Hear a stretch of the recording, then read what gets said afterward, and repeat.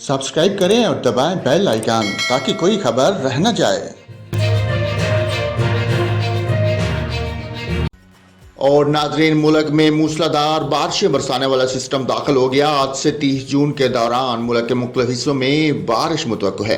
Provincial disaster management authority PDMA Punjab के मुताबिक ईद पर भी मौसम खुशगवार रहने की तवक्को है। सूबाई कंट्रोल रूम समेत डिस्ट्रिक्ट एमरजेंसी ऑपरेशन सेंटर्स को अलर्ट कर दिया गया।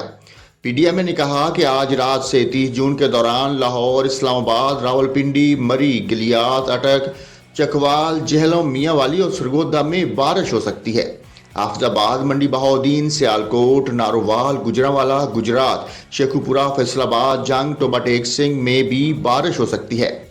PDMA का कहना है कि 26 से 29 जून के दौरान डीजी खान, राजनपुर, मुल्तान, बखर, लैया, कोटद्दू, बहावलपुर, बहावलनगर, साहिवाल, पाकपतन और उकाड़ा में आंधी और गरज चमक के साथ बारिश हो सकती है।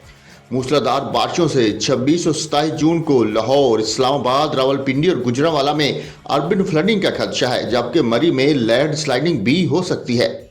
PDMA ने कहा है कि 27 जून को डीजी खान में सैलाबी सूरत हाल का अंदेशा है। मुसाफिर और सयाह हजरात नाखुशगवार सूरत हाल से बचने के लिए मुहतात रहें।